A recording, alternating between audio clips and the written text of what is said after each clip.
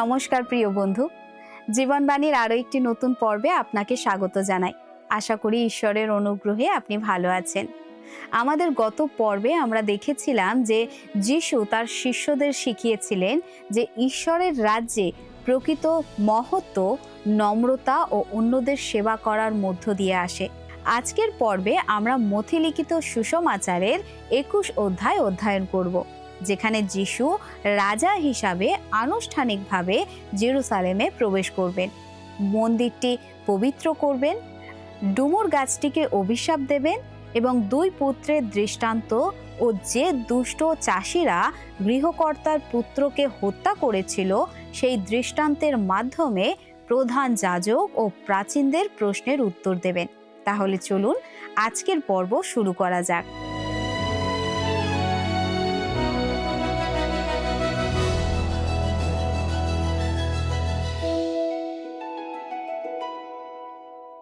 আমার বিশ্বাস পবিত্র বাইবেল থেকে ঈশ্বরের বাক্যের এই যে ধারাবাহিক আলোচনায় আপনি নিয়মিত আমাদের সঙ্গে আছেন, আর আপনি জানেন যে আমরা সাধু মথি লিখিত সুসমাচার থেকে ধারাবাহিকভাবে অধ্যয়ন করছি। আমাদের আজকের আলোচ্য বিষয় প্রভু যিশুর জেরুসালেমে প্রবেশ, মন্দির পরিষ্কার, ডুমুর গাছকে অভিশাপ দেওয়া, প্রধান যাজক ও প্রাচীন বর্গকে দোষারোপ করা এবং দুই পুত্রের দৃষ্টান্ত। সাধু মথি লিখিত সুসমাচারের যে গতিপথ তা এখন অন্তিম পর্যায়ে এসে পৌঁছেছে। প্রভু যিশু নতুন রূপে এসেছেন। এর আগে তিনি জেরুসালেমে আসতেন খুব সাধারণভাবে, কিন্তু এখন তিনি রাজার শহরে রাজার দাবি নিয়ে উপস্থিত হয়েছেন। এর থেকে সাহসী আর কিছু হতে পারে না। তিনি দ্বিতীয়বারের জন্য মন্দির পরিষ্কার করলেন। তিনি যা দাবি করছেন, যদি তিনি না তা হন, তাহলে এটা হতো চরম ঔদ্ধত্য। তিনি ডুমুর গাছকে অভিশাপ দিয়েছিলেন। এটা ছিল একটা প্রতীকী কাজ। তিনি ধর্মগুরুদের চ্যালেঞ্জের মুখোমুখি হন এবং দৃষ্টান্তের সাহায্যে বুঝিয়ে দেন যে তারা তাকে হত্যা করার চক্রান্ত করছে। প্রভু যিশুর এই কর্মপদ্ধতির মধ্যে আপনি এক সুনিশ্চিত এবং সুচিন্তিত বিষয় দেখতে পাবেন। এখন তিনি সেই বিষয়টিতে জোর দিচ্ছেন। তিনি যেভাবে এবং যে সময়ে বিষয়টি ঘটানোর সিদ্ধান্ত নিয়েছেন, সেইভাবে তিনি সেই সময়ে কাজ করতে তিনি তাদেরকে বাধ্য করবেন। তিনি সমস্ত কিছু নিয়ন্ত্রণ করছেন। ক্রুশের পথে এগিয়ে যাওয়ার সময় তিনি সবথেকে বেশি রাজকীয়। আসুন আমরা সাধু মথি লিখিত সুসমাচারের 21 অধ্যায় থেকে পাঠ করি। 21 অধ্যায় তার 1, 2 আর 3 পদ। পরে যখন তাহারা জেরুসালেমের নিকটবর্তী হইয়া জৈতুন পর্বতে বৈতফগী গ্রামে আসিলেন, তখন যিশু 2 জন শিষ্যকে পাঠাইয়া দিলেন। তাহাদিওকে বলিলেন, তোমাদের সম্মুখে ওই গ্রামে যাও। অমনি দেখিতে পাইবে একটি গর্দভী বাঁধা আছে, আর তাহার সঙ্গে একটি বৎস, খুলিয়া আমার নিকটে আনো। আর যদি কেহ তোমাদিওকে কিছু বলে, তবে বলিবে, ইহাতে প্রভুর প্রয়োজন আছে। তাহাতে সে তখনই তাহাদিওকে পাঠাইয়া দিবে। আমি এর মধ্যে অলৌকিক কিছু খুঁজতে চাই না। আমার কাছে এটা খুব স্বাভাবিক পরিস্থিতি। হয়তো শেষবার প্রভু যিশু জেরুসালেমে এসে ওই প্রাণীগুলোকে ব্যবহার করবার ব্যবস্থা করে গেছিলেন। তিনি হয়তো তার পরিকল্পনার কথা তার বন্ধুদের জানিয়ে গিয়েছিলেন এবং নিস্তার পর্বের সময়ে সেগুলিকে প্রস্তুত রাখতে তারা রাজি হয়েছিল। আমার মনে হয় তিনি তাদের বলেছিলেন যে নিস্তার পর্বের সময় তিনি 2 জনকে পাঠাবেন সেই প্রাণীগুলো নেবার জন্য, এবং তারা কি বলবে সেটাও বলে দিয়েছিলেন। তারা বলেছিল, ইহা দিগেতে প্রভুর প্রয়োজন আছে। আমার মনে হয় ঘটনাটাকে এইভাবে দেখলে বিষয়টা আরও আশ্চর্যজনক হবে। আসুন এরপরে আমরা 4 আর 5 পদে দেখি লেখা আছে, এইরূপ ঘটিল যেন ভাববাদী দ্বারা কথিত এই বাক্য পূর্ণ হয়। তোমরা সিয়ন কন্যাকে বলো, দেখো তোমার রাজা তোমার কাছে আসিতেছেন। তিনি মৃদুশীল ও গর্ধবের উপরে উপবিষ্ট এবং শাবকের গর্ধববৎসের উপরে উপবিষ্ট। এটি সখরীয় ভাববাদী পুস্তকের 9 অধ্যায়ের 9 পদ থেকে উদ্ধৃত করা হয়েছে। আসুন পাঠ করি। হে সিয়ন কন্যা, অতিশয় উল্লাস করো। হে জেরুসালেম কন্যা, জয়ধ্বনি করো। দেখো তোমার রাজা তোমার কাছে আসিতেছেন। তিনি ধর্মময় ও পরিত্রাণযুক্ত, তিনি নম্র ও গর্দভে উপবিষ্ট, গর্দবীর শাবকে উপবিষ্ট। সক্রিয় ভাবদী পুস্তক 9 অধ্যায় 9 পদ। কিন্তু সাধু মথি লিখিত সুসমাচারে দুটি বিষয়ের উল্লেখ করা হয়নি। এক, হে সিয়ন কন্যা, অতিশয় উল্লাস করো। কারণ আমাদের প্রভু এই যে সময় জেরুসালেমে আসছেন সেটা আনন্দের সময় নয়, তার দ্বিতীয় আগমনের সময়টা হবে আনন্দের সময়। দুই, তিনি ধর্মময় ও পরিত্রাণযুক্ত। এই পরিত্রাণ হলো বিজয়, যা ঘটবে তার দ্বিতীয় আগমনের সময়। এই অংশগুলো থেকে একটাই সিদ্ধান্তে পৌঁছানো যায় যে তার দ্বিতীয় আগমনে তিনি প্রকৃত বিজয়ী রূপে প্রবেশ করবেন। মনে করা হয় যে আমাদের প্রভু নিজেকে মৃদুশীল দেখানোর জন্য ওই ছোট গাধার পিঠে চড়ে এসেছিলেন। এটা ঠিক নয়, কারণ রাজারাও গাধার পিঠে চড়তেন। এটা ঠিক শহরের রাস্তায় মার্সিডিজ বা ফারারি গাড়ি চড়ার মতো। গাধা শান্তির প্রতীক আর ঘোড়া যুদ্ধের প্রতীক। শান্তির প্রতীক গাধার পিঠে চড়ে প্রভু যিশু যখন জেরুসালেমে উপস্থিত হলেন, তখন তিনি নিজেকে রাজা রূপে উপস্থিত করলেন। আর প্রভু এইভাবে উপস্থিত হলেন, তাও ভাববাদী বলছেন যে তিনি নম্র। এটা সত্যি একটা গুরুত্বপূর্ণ বিষয়। আসুন এবারে 6 থেকে 9 পদ পর্যন্ত পাঠ করি। সাধু মথি লিখিত সুসমাচার 21 অধ্যায় 6 থেকে 9 পদ। পরে ওই শিষ্যেরা গিয়া যিশুর আজ্ঞানুসারে কার্য করিলেন। গর্দবীকে ও শাবকটিকে আনিলেন এবং তাহাদের উপরে আপনাদের বস্ত্র পাতিয়া দিলেন, আর তিনি তাহাদের উপরে বসিলেন। আর ভিড়ের মধ্যে অধিকাংশ লোক আপন আপন বস্ত্র পথে পাতিয়া দিল, এবং অন্য অন্য লোক গাছের ডাল কাটিয়া পথে ছড়াইয়া দিল। আর যে সকল লোক তাহার অগ্রপশ্চাৎ যাইতেছিল, তাহারা চেঁচাইয়া বলিতে লাগিল, হোসান্না দাউদ সন্তান, ধন্য যিনি প্রভুর নামে আসিতেছেন, ঊর্ধ্বলোকে হোসান্না। হতে পারে তিনি রাস্তায় আগে কখনো আসেননি, সেই রাস্তাতে। এই বিষয়টা আমরা সাধু যোহন লিখিত সুসমাচারে দেখব। তিনি সাধারণত মেজদার দিয়েই সাদামাটাভাবে জেরুসালেমে প্রবেশ করতেন, যে দ্বার দিয়ে সাধারণত বলির পশুদের নিয়ে যাওয়া হতো। কিন্তু এবারে তিনি সেই রাস্তায় আসলেন না। এবার তিনি রাজা রূপে আসছেন, এবং যারা তার সঙ্গে আসছে তারা তাকে রাজা রূপে চিহ্নিত করেছে। এখন তাকে গ্রহণ করা বা বর্জন করার সুযোগ তাদের কাছে আছে। আসলে এরপর 10 আর 11 পদটা পড়ি। আর তিনি জেরুসালেমে প্রবেশ করিলে নগরময় হুলস্থুল পড়িয়া গেল। সকলে কহিল, উনি কে? তাহাতে লোকসমূহ কহিল, উনি সেই ভাববাদী গালিলের নাসরতীয় যিশু। এই চরম মুহূর্তে প্রভু যিশু জেরুসালেমবাসীকে বাধ্য করলেন তার দাবিকে স্বীকার করে নিতে। এবারে দেখব মন্দির পরিষ্কারের বিষয়। আমরা পাঠ করব 12 আর 13 পদ। পরে যিশু ঈশ্বরের ধর্মধামে প্রবেশ করিলেন, এবং যত লোক ধর্মধামে ক্রয় বিক্রয় করিতেছিল সেই সকলকে বাহির করিয়া দিলেন, এবং পোদ্দারদের মেজ ও যাহারা কপত বিক্রয় করিতেছিল তাহাদের আসন সকল উল্টাইয়া ফেলিলেন। আর তাহাদিওকে কহিলেন, লেখা আছে, আমার গৃহ প্রার্থনা গৃহ বলিয়া আখ্যাত হইবে, কিন্তু তোমরা ইহা দস্যুগণের গহ্বর করিতেছ। বেশ কঠিন কথা, তাই না? এবারে তথাকথিত বিজয়ী প্রবেশের কতকগুলি বিশেষ দিকের প্রতি আমি আপনার দৃষ্টি আকর্ষণ করতে চাই।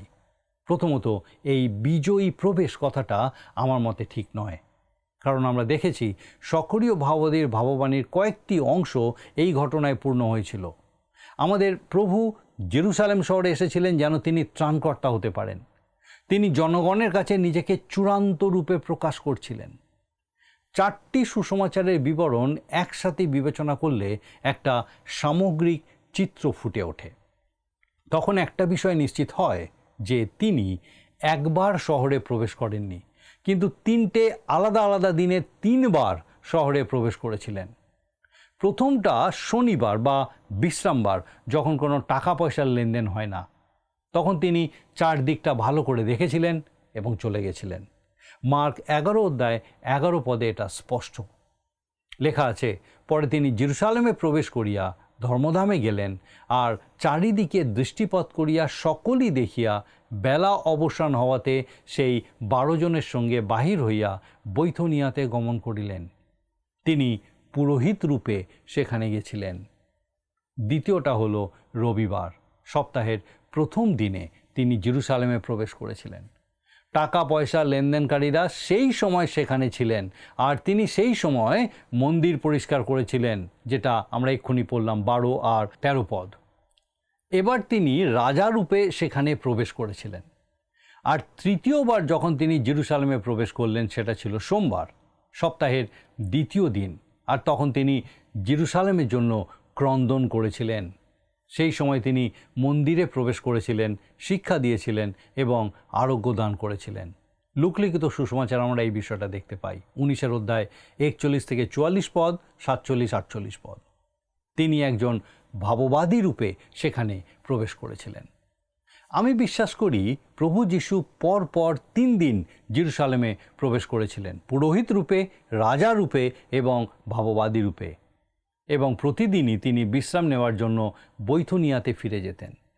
বন্দী হওয়ার আগে পর্যন্ত তিনি জেরুসালেমে রাত্রিবাস করতেন না।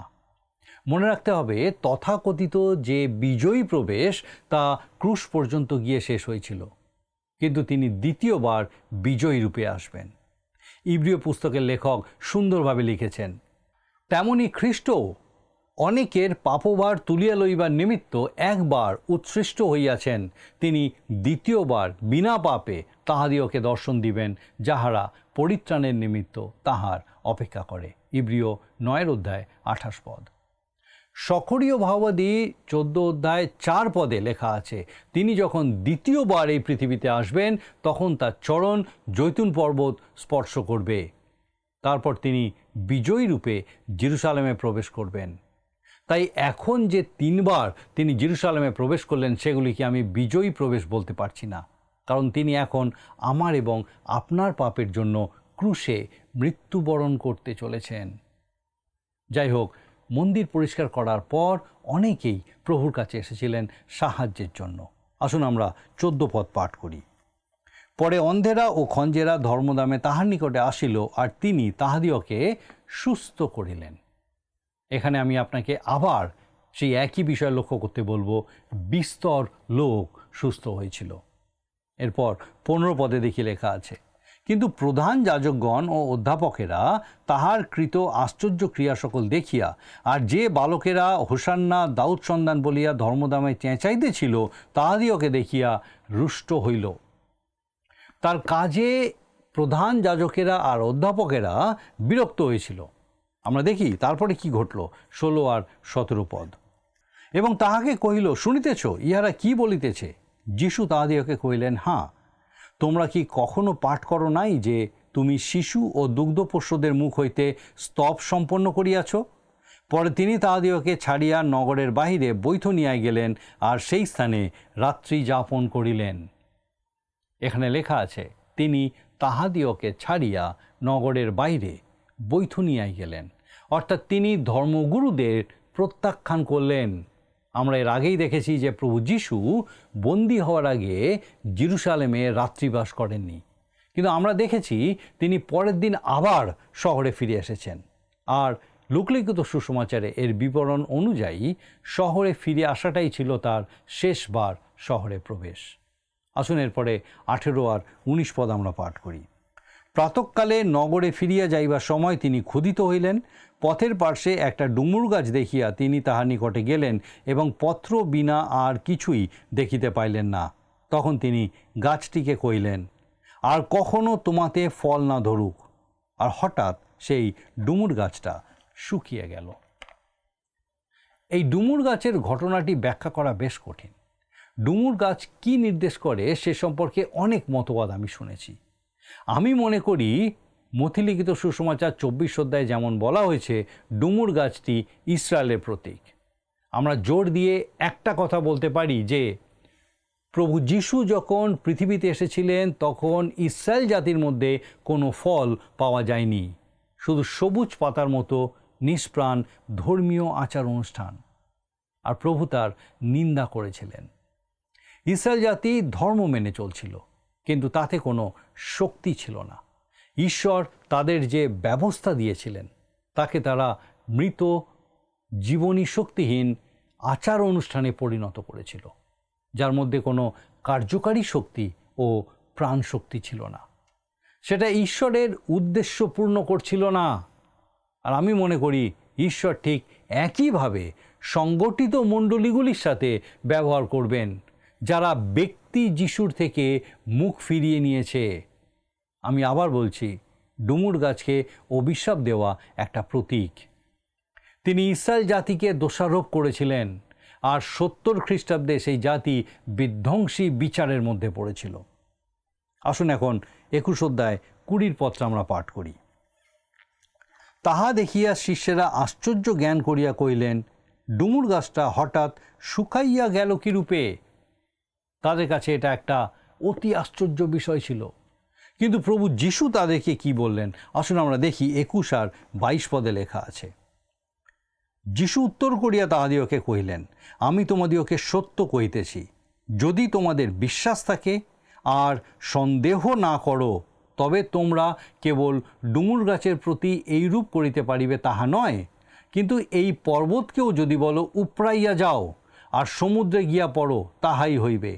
আর তোমরা প্রার্থনায় বিশ্বাসপূর্বক যাহা কিছু যাচনা করিবে, সে সকলই পাইবে। প্রভু প্রার্থনা সম্বন্ধে শিষ্যদের একটি শিক্ষা দিলেন। প্রার্থনা বিশ্বাসযুক্ত হওয়া উচিত। তারা অবাক হয়ে গেছিল যে ডুমুর গাছটা অভিশপ্ত হয়েছিল, আর তিনি তাদেরকে বলেছিলেন যে তাদের সমস্যা হলো ঈশ্বর যে অলৌকিকভাবে কাজ করতে পারেন তা বিশ্বাস করার মতো ভরসা তাদের ছিল না। সত্যি কথা বলতে কি, ডুমুর গাছের অভিশপ্ত হওয়া কিংবা বাস্তবিক ক্ষেত্রে পাহাড় সরে যাওয়া, এগুলো আমার কাছে গুরুত্বপূর্ণ নয়। আপনি যদি কাশ্মীরের পার্বত্য অঞ্চলে কিছুদিন বাস করেন, তাহলে সেই সৌন্দর্য দেখতে দেখতে আপনি কখনো ক্লান্ত হবেন না। প্রতিদিন তা নতুন রূপে আপনার কাছে উপস্থিত হবে। গীতসংহিতা 121 গীতে গীতরচক বলছেন, আমি পর্বতগণের দিকে চক্ষু তুলিব, কোথা হইতে আমার সাহায্য আসিবে। আমার মনে হয় না তিনি বলতে চাইছেন যে তার সাহায্য পর্বত থেকে আসবে, কারণ তিনি পরের পদে বলছেন, সদাপ্রভু হইতে আমার সাহায্য আইসে, তিনি আকাশ ও পৃথিবীর নির্মাণকর্তা। আপনি নিশ্চয়ই কাশ্মীরের পাহাড়গুলোর থেকে কোনো সাহায্য আশা করবেন না, অথবা সেগুলিকে সরিয়ে ফেলতেও চাইবেন না। আপনি সেগুলির দিকে তাকিয়ে থাকেন শুধু আনন্দ লাভের জন্য। আমার মনে হয় ডুমুর গাছকে অভিশাপ দেওয়া বা পাহাড়কে সরিয়ে দেওয়ার থেকেও আরও অনেক গুরুত্বপূর্ণ কাজ আছে। খ্রিস্টের সুসমাচার ঘোষণা করা, ঈশ্বরের বাক্য ছড়িয়ে দেওয়া, যেন পবিত্র আত্মা সেগুলিকে ব্যবহার করতে পারেন। আর সেটাই অলৌকিক কাজ। আমি সেই বিশ্বাস চাই যার উপর ভরসা করে আমার এই মাটির দেহের, মাটির ওষ্ঠ এমন কিছু বলবে যা পবিত্র আত্মা ব্যবহার করে মানুষের জীবন বদলে দিতে পারবেন। ঈশ্বর তার বাক্য ব্যবহার করতে পারেন এবং তিনি তা ব্যবহার করেন, এটা বিশ্বাস করার মতো বিশ্বাস আমাদের থাকতে হবে। যাই হোক, আমরা দেখব আবার সেই ধর্মীয় নেতারা প্রভু যিশুকে চ্যালেঞ্জ জানাচ্ছেন। আমরা 23 পদে দেখি লেখা আছে, পরে তিনি ধর্মধামে আসিলে পর তাহার উপদেশ দিবার সময় প্রধান যাজকেরা ও লোকদের প্রাচীনবর্গ নিকটে আসিয়া বলিল, তুমি কি ক্ষমতায় এই সকল করিতেছ? আর কেই বা তোমাকে এই ক্ষমতা দিয়াছে? ধর্মীয় নেতাদের আচরণ আরও কুৎসিত ও ঘৃণ্য হয়ে উঠেছে। আপনি কি লক্ষ্য করেছেন প্রভু যিশু যে কাজ করছেন তা নিয়ে তারা কোনো প্রশ্ন তুলছে না। তার অলৌকিক কাজগুলো অস্বীকার করার কোনো ভিত্তি তাদের ছিল না। তারা শুধু তার কাজ করার ক্ষমতা নিয়ে প্রশ্ন তুলেছিল। তাদের প্রশ্নের উত্তরে প্রভু যিশু কি বলেছিলেন আসুন আমরা পাঠ করি 24 পদ। যিশু উত্তর করিয়া তাহাদিওকে কহিলেন, আমিও তোমাদিগকে একটি কথা জিজ্ঞাসা করিব, তাহা যদি আমাকে বলো, তবে কি ক্ষমতায় এ সকল করিতেছি তাহা আমিও তোমাদিগকে বলিব। আসুন এরপরে আমরা দেখব যে যিশু কি প্রশ্ন করলেন। আমরা 25 পদে দেখি লেখা আছে, যোহনের বাপ্তিস্ম কোথা হইতে হইয়াছিল, স্বর্গ হইতে না মনুষ্য হইতে? তখন তারা পরস্পর তর্ক করিয়া বলিল, যদি বলি স্বর্গ হইতে, তাহা হইলে এ আমাদিওকে বলিবে, তবে তোমরা তাহাকে বিশ্বাস করো নাই কেন? লক্ষ্য করে দেখুন, এই ধর্মীয় গুরুরা যিশুকে ফাঁদে ফেলার জন্য একটা দোটানার মধ্যে ফেলার চেষ্টা করেছিল, কিন্তু প্রভু যিশু তক্ষুনি তাদেরকেই আরেকটা দোটানার মধ্যে ফেলে দিলেন। যিশু তাদেরকে বলেছিলেন, আমি কোন ক্ষমতায় এইসব করছি তা তোমাদেরকে অবশ্যই বলবো, যদি তোমরা বলো যোহন বাপ্তাইজক কোন ক্ষমতায় কাজ করছিলেন, স্বর্গ হইতে না মনুষ্য হইতে। যদি তারা বলতো স্বর্গ থেকে, তাহলে প্রভু যিশুও বলতেন আমিও সেই ক্ষমতায় কাজ করি। তাই তারা তাকে কোনো উত্তর দিতে পারেনি। তারা কখনোই মেনে নেয়নি যে যোহনকে স্বর্গ থেকে ক্ষমতা দেওয়া হয়েছিল, সুতরাং তারা প্রভু যিশুর ক্ষমতাকেও মেনে নিতে পারেনি। আসুন দেখি তারা কি বলল। আমরা 27 পদ পাঠ করি। তখন তাহারা যিশুকে উত্তর করিয়া কহিল, আমরা জানি না। তিনিও তাহাদিওকে কহিলেন, তবে আমিও কি ক্ষমতায় এ সকল করিতেছি তোমাদিওকে বলিব না। আপনি নিশ্চয়ই বুঝতে পারছেন যে এই পরিস্থিতিতে কীরকম উত্তেজনা তৈরি হয়েছিল। প্রভু যিশু ধর্মীয় নেতাদের তীব্র নিন্দা করতে চলেছেন। তিনি এমন একটা দৃষ্টান্ত দিতে চলেছেন যেটা করগ্রাহী এবং বেশ্যাদেরও ওই ধর্মীয় নেতাদের উপরে স্থান দেবে।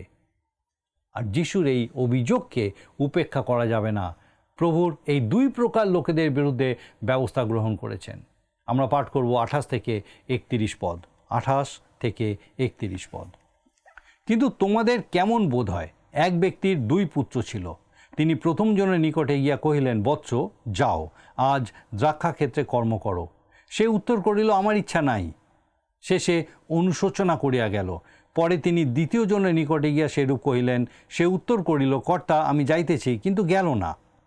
সেই দুয়ের মধ্যে কে পিতার ইচ্ছা পালন করিল? তাহারা কহিল, প্রথম জন। যিশু তাহাদিওকে কহিলেন, আমি তোমাদিওকে সত্য কইতেছি, করগ্রাহী ও বেশ্যারা তোমাদের অগ্রে ঈশ্বরের রাজ্যে প্রবেশ করিতেছে। এই দৃষ্টান্তটি ধর্মীয় নেতাদের জন্য খুবই অপমানকর ছিল। প্রভু যিশু বোঝাতে চাইছিলেন যে তারা সেই দ্বিতীয় পুত্রের মতো যে বলেছিল যে সে দ্রাক্ষাক্ষেত্রে যাচ্ছে কাজ করার জন্য, কিন্তু আসলে যায়নি। প্রভু যিশু করগ্রাহী এবং বেশ্যাদের এই ধর্মগুরুদের উপরে রেখেছিলেন। আর এই দৃষ্টান্তটি আজও প্রযোজ্য। অনেকেই মণ্ডলীতে যোগ দিয়েছে এবং তারা ধর্মকর্ম করে, তারা মনে করে তারা খ্রিস্ট বিশ্বাসী, কিন্তু আসলে তারা তা নয়। তারা ধর্মীয় আচার অনুষ্ঠান মানতে পারে, ধর্মীয় বিভিন্ন মতবাদ স্বীকার করতে পারে, কিন্তু যতক্ষণ পর্যন্ত না তাদের জীবন রূপান্তরিত হচ্ছে, ততক্ষণ পর্যন্ত তারা খ্রিস্ট বিশ্বাসী নয়। যেমন 2 করিন্থীয় 5 অধ্যায়ের 17 পদে লেখা আছে, ফলত কেহ যদি খ্রিস্টে থাকে, তবে নতুন সৃষ্টি হইল, পুরাতন বিষয়গুলি অতীত হইয়াছে, দেখো সেগুলি নূতন হইয়া উঠিয়াছে। করগ্রাহী এবং বেশ্যারা নিজেদের অপরাধ উপলব্ধি করতে পেরেছিল এবং প্রভুর কাছে উদ্ধারের জন্য এসেছিল। তারা প্রথমে ঈশ্বরের আহ্বানে সাড়া দেয়নি, কিন্তু পরে অনুতপ্ত হয়ে তার কাছে এসেছিল এবং ঈশ্বর তাদেরকে গ্রহণ করেছিলেন। আসুন এবারে 32 পদ পাঠ করি। কেননা যোহন ধার্মিকতার পথ দিয়া তোমাদের নিকটে আসিলেন, আর তোমরা তাহাকে বিশ্বাস করিলে না। কিন্তু করগ্রাহী ও বেশ্যারা তাহাকে বিশ্বাস করিল, আর তোমরা তাহা দেখিয়া শেষেও এরূপ অনুশোচনা করিলে না যে তাহাকে বিশ্বাস করিবে। ধর্মীয় গুরুদের বাহ্যিক ধর্মীয় চাকচিক্য ছিল, কিন্তু ভিতরে কিছুই ছিল না। যখন কেউ প্রভু যিশুকে ত্রাণকর্তা বলে স্বীকার করে, তখন শুধু তার ভিতরটাই যে সুন্দর হয় তা নয়, সে সম্পূর্ণ নতুন হয়ে ওঠে। যাই হোক, তারা নাগালের বাইরে চলে যাওয়ার আগে প্রভু যিশু তাদের আরও একটা দৃষ্টান্ত দেবেন। তবে সেই বিষয়ে আমরা আমাদের পরের দিনে আলোচনা করব। আমাদের আজকের আলোচনা শেষ করার আগে আসুন একবার আমরা নিজেদেরকে প্রশ্ন করে দেখি, আমরা কি সেই ডুমুর গাছের মতো? ধর্মীয় চাকচিক্য, ধর্মীয় আচার অনুষ্ঠান, এই সমস্ত নিয়েই কি আমরা সন্তুষ্ট আছি, নাকি আমরা সম্পূর্ণ নতুন মানুষে রূপান্তরিত হয়েছি? যদি আমরা সত্যিই রূপান্তরিত হয়ে থাকি, তাহলে আমাদের জীবনে ফল কিন্তু অবশ্যই থাকবে। আমাদের মধ্যে দিয়ে সুসমাচার প্রচারিত হবে। যারা শুনবে, পবিত্র আত্মা তাদেরকে রূপান্তরিত করবেন। ঈশ্বর আমাদের প্রত্যেককে আশীর্বাদ করুন, যেন আমরা তার দ্রাক্ষাক্ষেত্রে এইভাবে কাজ করতে পারি। আমার বিশ্বাস, মহান ঈশ্বর বিশেষ করে আজকে তার এই জীবন্ত বাক্যের আলোচনার মধ্যে দিয়ে বিশেষভাবে আপনার সঙ্গে কথা বলেছেন। তিনি চান আপনাকে ব্যবহার করতে। কিন্তু আপনি কি তার সেই পরাক্রান্ত হাতের নিচে নিজেকে সমর্পণের মধ্যে দিয়ে তার উদ্দেশ্যে, তার পরিকল্পনায় ব্যবহৃত হতে চান? সিদ্ধান্ত আপনাকেই নিতে হবে। আসুন এখন প্রার্থনায় যাব, আর আমি চাইব আপনিও আমার সঙ্গে যোগ দিন। আসুন প্রার্থনা করি। করুণাময় স্বর্গীয় পিতা ও প্রভু, ধন্যবাদ, তোমার স্তুতি প্রশংসা করি, তোমার গৌরব করি। আরেকটি বার তোমার জীবন্ত বাক্যের মধ্যে দিয়ে বিশেষভাবে আমাদের প্রত্যেকের সঙ্গে কথা বললে, বিশেষত আমাদের সেই প্রত্যেক দর্শক বন্ধুর সঙ্গে তুমি কথা বললে। ধন্যবাদ দিই পিতা, আমাদের সেই প্রত্যেক দর্শক বন্ধু, তাদের পরিবার পরিজন প্রত্যেকের জন্য বিশেষ করে প্রার্থনা করি পিতা। এই মুহূর্তে যদি কেউ বিশেষ কোনো প্রার্থনায় তোমার সামনে উপস্থিত, হতে পারে পিতা তার ব্যক্তিগত প্রার্থনা আরোগ্যতার জন্য, হতে পারে তার পরিবারের জন্য, পারিবারিক সমস্যার জন্য, হতে পারে পিতা গো সন্তান সন্ততির জন্য, তাদের পড়াশোনা বা সন্তান বিপথে যাচ্ছে, হতে পারে এতটাই ঋণ তাদের উপরে যে তারা পরিশোধ করতে পারছে না।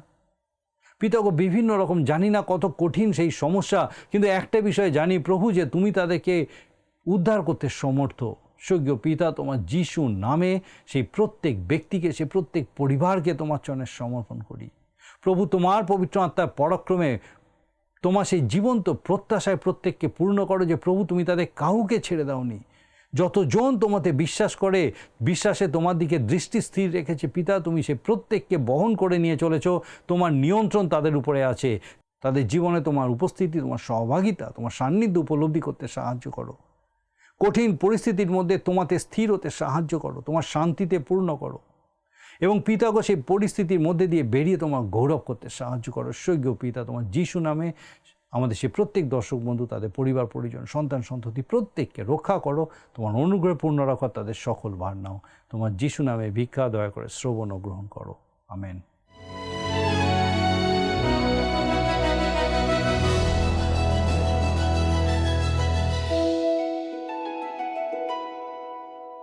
আজকের পর্ব থেকে আমরা শিখলাম যে মথিলিখিত সুসমাচারের 21 অধ্যায়ে যিশু সম্পূর্ণ কর্তৃত্ব ও উদ্দেশ্য নিয়ে ক্রুশের দিকে অগ্রসর হওয়ার সময় নিজেকে প্রকাশ্যে রাজা হিসেবে উপস্থাপন করেছিলেন। পরবর্তী পর্বে আমরা মথিলিখিত সুসমাচারের 22 অধ্যায় পাঠ করব। সেই পর্যন্ত ঈশ্বরের আশীর্বাদে থাকুন, প্রার্থনা করতে থাকুন। নমস্কার। প্রিয় বন্ধু, আসুন আমরা আজকের প্রশ্নোত্তরে আসি। গতকালের প্রশ্নের উত্তর হল অপশন সি, যাকব এবং যোহন। আজকের প্রশ্ন, জেরুসালেমের মন্দির পরিষ্কার করার পর প্রভু যীশু কোথায় রাত্রিবাস করেছিলেন? অপশন এ, জেরুসালেমে, অপশন বি, বেথলেহেমে, অপশন সি, গালিলে, অপশন ডি, বৈথুনিয়ায়। বন্ধু, এই প্রশ্নের উত্তর আগামীকাল সন্ধ্যে 6টার মধ্যে option A, B, C, D সহকারে আপনার নাম ও সম্পূর্ণ ঠিকানা সহ 9433497235 এই নম্বরে হোয়াটসঅ্যাপ বা SMS-এ লিখে পাঠাবেন।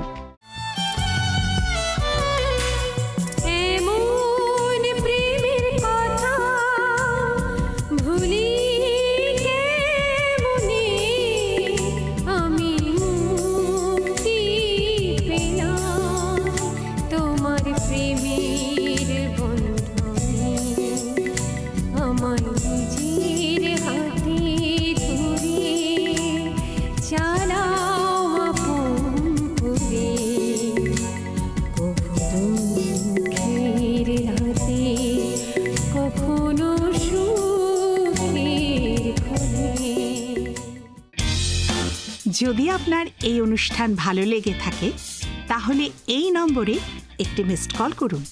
তাহলে আপনি পরের বারের বিজয়ী হতে পারেন।